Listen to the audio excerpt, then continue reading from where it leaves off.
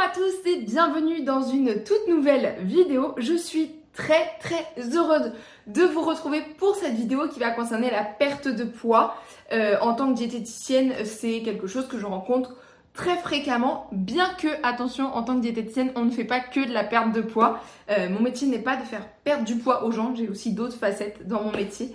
Mais du coup, j'ai préparé mes petites notes pour vous proposer, pour vous exposer le plan d'action que je suivrais si je devais perdre 5 kilos là, tout de suite, maintenant. C'est parti! Alors déjà, en préambule, je voudrais rappeler que la perte de poids, alors c'est pas anodin, et surtout, on n'entame jamais une perte de poids. C'est ce que disent en tout cas toutes les autorités de santé. On n'entame pas une perte de poids uniquement pour une raison esthétique. On entame une perte de poids quand il y a un enjeu de santé, physique ou santé mentale, évidemment. Une fois que ce petit laïus est passé et que je vous l'ai dit, et j'espère que vous êtes d'accord avec ça, on va pouvoir démarrer sur les conseils pour une perte de poids durable, une perte de poids saine et qui colle à vos habitudes. L'idée, c'est de ne pas changer toutes vos habitudes et d'ailleurs, ça pourrait être le conseil préparatoire de la vidéo. Si vous voulez entamer une perte de poids durable, il ne faut pas que les changements soient drastiques. Il faut qu'il y ait du changement, ça c'est impératif, mais il ne faut pas que ce soit drastique. Si votre changement est drastique, alors vous ne pourrez pas le tenir sur le long terme. Et là, on parle d'une perte de poids durable. Donc, on essaye que les changements soient faits petit à petit. Donc ça y est, on attaque le vif du sujet, le plan d'action. Alors, pour ce plan d'action, quelle va être la première étape? La première étape, elle est assez simple et pour le coup, elle va être de réaliser un auto-audit, un petit audit de votre hygiène de vie et de votre alimentation. Dans les questions que vous allez pouvoir vous poser, c'est combien de temps de sommeil j'ai et est-ce que je dors suffisamment, est-ce que c'est de bonne qualité, est-ce que je m'endors trop tard, est-ce que j'ai assez d'heures de sommeil, etc. Après, sur l'hygiène de vie, vous pouvez vous poser la question, mes repas, comment est-ce que j'ai le temps de les préparer, est-ce que j'achète plutôt tout fait, est-ce que je commande, est-ce que j'achète des plats déjà préparés, est-ce que je suis team 100% fait maison, est-ce que je suis un véritable juste milieu, est-ce que parfois je dépends de la cantine d'entreprise, parfois je vais manger au resto parce que ça fait partie de mon boulot. Voilà, se poser toutes ces questions, c'est quand même quelque chose d'assez intéressant. Et ça va vraiment contribuer à la base de votre audit. Donc je vous invite vraiment à prendre un papier et à noter tout ça pour avoir tout ça sous les yeux. Donc voilà, une fois que vous avez fait le point sur votre hygiène de vie, votre alimentation, vous allez continuer dans la deuxième partie de ce papier. Et là, vous allez faire ce qu'on appelle un carnet alimentaire. Donc, pour les personnes que j'ai déjà eu en suivi, il y en a qui ont déjà réalisé l'exercice.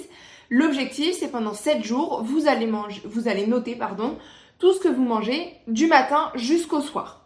Donc, si vous prenez un petit déjeuner, vous allez noter autant le café que le morceau de pain, que le morceau de sucre que vous avez mis dans le café, que le jus d'orange, estimer la quantité, c'est toujours mieux. Vous allez noter à 10 heures, il y a ma collègue qui est passée avec des muffins au chocolat, j'en ai pris un, hop, je note.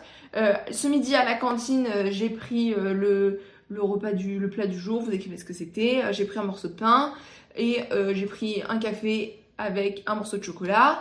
Ensuite, voilà, vous écrivez vraiment toute votre journée et vous faites ça pendant 7 jours. Pourquoi 7 jours? Parce que comme ça, vous avez du lundi au dimanche, donc vous avez aussi les week-ends, vous avez les jours de semaine et vous avez quelque chose d'assez représentatif de votre alimentation au quotidien et c'est le but.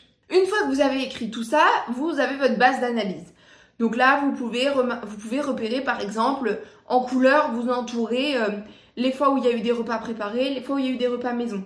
Vous mettez pas du rouge ou du vert. L'idée, c'est juste d'avoir une idée de la quantité. On ne catégorise pas, ça c'est bien, ça c'est pas bien. Vraiment, on essaye d'entourer un petit peu. On essaye d'entourer les fois où il y a eu des légumes, les fois où il y a eu des féculents. Comme ça, on va voir s'il y a un équilibre, s'il y a un déséquilibre. On essaye de voir s'il y a une source de protéines animale ou végétale sur tous les repas. Voilà, on essaie de voir aussi l'hydratation. Est-ce qu'il y a eu suffisamment d'hydratation, etc. Une fois qu'on a fait tout ce petit diagnostic, on peut se faire un petit bilan et voir, j'ai eu la majorité de mes repas où il y avait protéines, féculents. J'ai manqué de légumes sur 3/4 de mes repas. Il y avait un morceau de poisson dans la semaine. Voilà, vous pouvez vous faire votre petite analyse et voir un petit peu comment est composée votre semaine et votre alimentation. Si vous voulez aller plus loin, vous pouvez aussi sur ce carnet alimentaire noter toutes vos sensations de faim. J'avais faim au début du repas, j'avais pas faim quand je suis passée à table, j'avais l'impression d'être pleine à la fin du repas, j'étais bien en fin de repas. Voilà, notez toutes vos sensations et peut-être aussi vos ressentis. Là, j'étais stressée parce que j'avais une réunion importante l'après-midi. Avec les enfants, c'était compliqué quand je suis rentrée du travail. Donc, j'étais un peu énervée quand je suis passée à table. J'avais pas spécialement faim. Voilà, tel était le repas après. Et ça peut aussi permettre d'établir des petits liens. Et c'est toujours intéressant dans le petit diagnostic qu'on peut faire dans cette étape 1. Ensuite, on peut passer à l'étape numéro 2 qui concerne donc les petites actions correctrices, les petites actions d'amélioration, je dirais même, suite à votre analyse sur votre diagnostic. On peut se fixer quelques petits objectifs, par exemple, idéalement, on aura des légumes midi et soir. Voilà, on se rend compte que dans notre diagnostic, il y avait déjà des légumes tous les midis et tous les soirs. Ok, objectif suivant.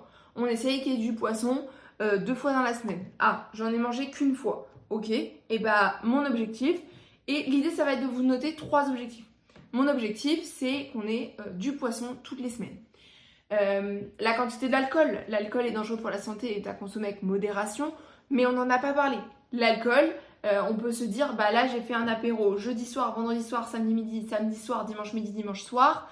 C'est peut-être un petit peu beaucoup, je vais essayer de fixer, de pas dépasser un apéro par jour. Donc là où samedi, dimanche, il y en a 2, je choisirais soit le midi, soit le soir. Et de ne pas augmenter de fait la quantité d'alcool sur la semaine, bien évidemment. En général, dans les recommandations, c'est jamais une recommandation de chercher à l'augmenter, l'alcool, on cherche toujours à la diminuer. Vous avez le poisson, vous avez l'alcool, vous avez les protéines. Les protéines, est-ce que j'ai eu des protéines animales ou végétales tous les repas? Ou est-ce qu'il y a eu des repas où il n'y avait pas de protéines, peut-être plusieurs repas consécutifs? Et on se met un petit objectif en place. Peut-être qu'il y avait de la protéine une fois par jour, on essaye qu'il y en ait 2 fois par jour. Sur nos produits transformés, dans notre petite analyse, on a peut-être noté qu'on a eu 7-8 produits transformés dans la semaine. On peut se dire, on essaye une petite baisse de 1 ou 2 produits et on essaye que dans notre semaine, on ait 5 produits transformés maximum. Et voilà, on va se dire, j'avais pris un cordon bleu industriel, à la place, je me suis fait une escalope de poulet avec une petite tranche de jambon, j'ai coupé ça en 2, j'ai mis un peu de fromage au milieu, ça fait comme un cordon bleu maison, mais du coup, on a moins d'additifs et c'est moins transformé. Ensuite, on va s'attaquer à tout ce qui va être alimentation, collation, grignotage entre les repas. Alors, il faut bien se caler entre grignotage et collation, parce que parfois, c'est strictement la même chose, c'est juste qu'il y en a un où le nom a une connotation positive, la collation, l'autre le nom a une connotation négative, le grignotage. Ça revient à une prise alimentaire entre 2 repas. Est-ce que cette prise alimentaire est justifiée? Est-ce qu'il y avait un besoin? Est-ce que j'avais faim à ce moment-là? Si j'avais faim, pas de souci, très bien, on prend la collation, on y va, let's go, c'est très bien. S'il n'y avait pas de faim, qu'est-ce qui s'est passé à ce moment-là? Est-ce que je m'ennuyais? Est-ce que j'avais besoin de m'aérer? Est-ce que j'avais besoin de changer de ce que j'étais en train de faire? Est-ce que j'avais besoin de réconfort? Voilà, analyser un petit peu tout ça. Tant qu'on est sur les sensations alimentaires, il y a un point qui me semble important à faire, c'est de vous pencher pendant cette petite semaine de diagnostic sur ce qu'on appelle l'alimentation intuitive. Vous allez me dire, oui Mélanie, qu'est-ce que c'est que l'alimentation intuitive? Donc l'alimentation intuitive, c'est en fait revenir à nos besoins primaires. C'est quand un bébé crie parce qu'il a faim, on lui donne à manger. Quand il a plus faim, il arrête de téter soit le biberon, soit le sein. Ça, c'est une alimentation intuitive. C'est-à-dire, je mange quand j'ai faim, j'ai plus faim, je m'arrête. Et donc, non, ce n'est pas possible d'avoir faim tout le temps. Là, je vous le dis, vous pouvez avoir envie de manger tout le temps, mais c'est différent d'avoir faim tout le temps. Petite parenthèse faite, une fois que vous savez ça, vous pouvez aussi vous dire, au moment où je passe à table, est-ce que là, j'ai vraiment faim? Ouais, j'ai vraiment faim. Ok, c'est l'heure de manger, on y va. Non, là j'ai pas faim du tout, mais j'ai une réunion dans 1 heure et du coup c'est le seul moment de ma pause déj. Je fais comment? Comment je fais? C'est assez simple, je fais un repas plus léger. Peut-être qu'à ce moment-là j'ai pas besoin de féculents parce que mon corps il n'a pas besoin de plus d'énergie que ça. Par contre, j'ai quand même besoin d'avoir un petit peu dans le ventre, donc plutôt un repas léger, peut-être des légumes et du poisson par exemple. Et par contre, dans 2 heures, 2 heures et demie, quand j'aurai à nouveau faim, la faim est un signal physiologique, donc c'est normal d'avoir faim, c'est un signe de bonne santé d'avoir faim. Donc quand dans 2 heures, j'aurai un petit peu faim, et ben je me mangerai une petite collation à ce moment-là. Évidemment, je peux avoir pensé à prendre un petit paquet de biscuits avec moi, un paquet de graines ou quelque chose comme ça. Et donc là, j'aurai ce qu'il me faut pour m'alimenter au moment où j'ai faim. Ça peut être un fruit, ça peut être un fromage blanc, ça peut être... voilà, ça va dépendre aussi de dans quelles circonstances vous êtes. Est-ce que vous êtes au bureau, est-ce que vous êtes à la maison, est-ce que vous avez un frigo. Voilà, ça va dépendre de tout ça. Mais sachez que c'est toujours une bonne solution d'avoir une petite collation dans son sac. Ça vous permet d'être serein, de pouvoir manger à votre faim, même si à un moment vous n'avez pas beaucoup faim. Et ben vous savez que de toute façon, dans votre sac, vous avez à disposition ce qu'il faut pour manger. Et donc pour finir cette grosse étape 2 qui est un gros morceau, on va essayer de mettre ça en place petit à petit, sans entrer dans un trop gros contrôle, parce que qui dit trop gros contrôle dit risque de frustration. Donc on évite d'être dans un contrôle maximum, mais voilà, on essaye d'améliorer petit à petit notre alimentation et d'être à l'écoute de nos sensations de faim et de satiété. On passe à l'étape 3 de ce plan d'action qui est une étape incontournable, qui est le fait de bouger davantage. Et oui, l'activité physique, on n'a pas le choix, il va falloir y passer. Souvent, on a un gros débat de dire non mais c'est 70% de l'assiette, 30% dans le sport. Non, c'est l'inverse, c'est 70% dans le sport, 30% dans l'assiette. Il y en a pour qui c'est du 60-40, il y en a pour qui c'est du 20-80. Et ben moi, on coupe la poire en deux, c'est du 50-50. Vous équilibrez l'assiette et vous équilibrez votre activité physique. Alors, il y a les recommandations de santé qui existent, qui sont de bouger 30 minutes par jour et d'avoir 3 heures de sport par semaine. Ok, très bien, ça c'est la recommandation. Cette recommandation, elle ne veut rien dire par rapport à votre pratique à vous. Donc si vous entamez une perte de poids, il vous faut une augmentation, et ce mot est hyper important, de votre dépense énergétique. Il ne vous faut pas une dépense énergétique, il vous faut une augmentation de votre dépense énergétique. C'est-à-dire que votre corps, en gros, il est calibré pour la dépense que vous avez actuellement. Donc si vous voulez une perte de poids, il faut augmenter la dépense. Vous avez l'habitude de marcher environ 30 minutes tous les jours, et bien il vous faudra marcher 40 minutes tous les jours. Vous avez l'habitude de faire 3 heures de sport, et bien il faudra peut-être faire 3h30 de sport dans la semaine. Là, vous allez me dire, oui Mélanie, par contre, tu t'adresses à des sportifs. Moi, je fais déjà 10 heures de sport dans la semaine, ou 8 heures, peu importe. Je ne peux pas faire plus. Pas de souci, mon ami, j'ai toujours la solution. S'il n'y a pas possible de faire plus, on peut faire plus intense. Peut-être que vous avez dans votre planification une séance de renforcement musculaire qui dure 40 minutes. Et bien, au lieu de faire 40 minutes de renforcement musculaire classique, vous pouvez faire 20 minutes de HIIT, donc où la dépense énergétique sera plus élevée parce que ce sera plus intense et il y aura plus de dépenses énergétiques, et 20 minutes de plus renforcement musculaire, voire de la musculation si besoin. Et du coup, vous n'avez pas augmenté le temps de votre séance, mais par contre, vous avez augmenté votre dépense énergétique sur votre séance. Si vous avez l'habitude de travailler votre séance, je sais pas, je vais prendre du cyclisme.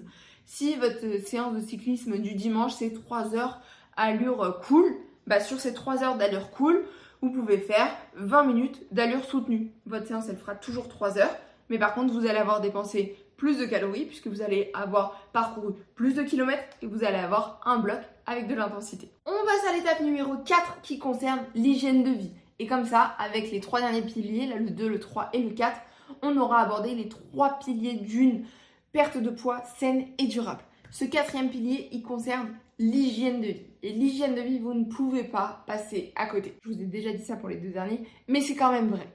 L'hygiène de vie, ça concerne le sommeil, ça concerne la gestion du stress, ça concerne le temps d'écran, ça concerne son bien-être au quotidien, ça concerne la santé mentale, ça concerne tout ce que je viens d'énoncer et toute cette sphère en fait qui représente votre quotidien finalement. Trop de stress va, ou en tout cas peut possiblement bloquer votre perte de poids. Un déficit de sommeil peut bloquer votre perte de poids. Une santé mentale à plat peut complètement freiner votre perte de poids, puisque c'est aussi votre mental qui vous guide dans votre alimentation.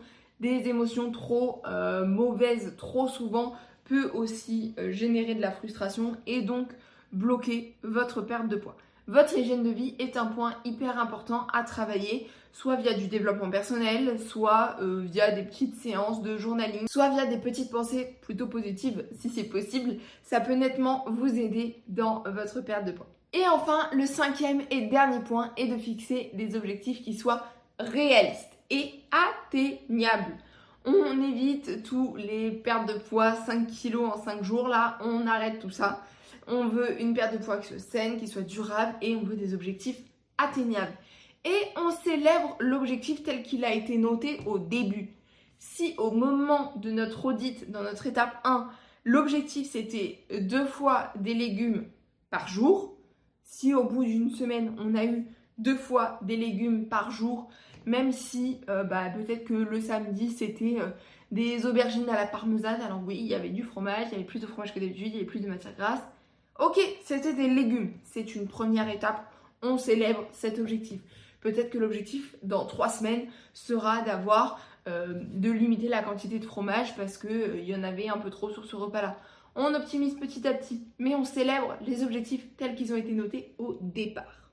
Et voilà, c'est tout pour cette vidéo. J'espère sincèrement qu'elle vous aura plu. En tout cas, j'ai été très heureuse de vous la tourner.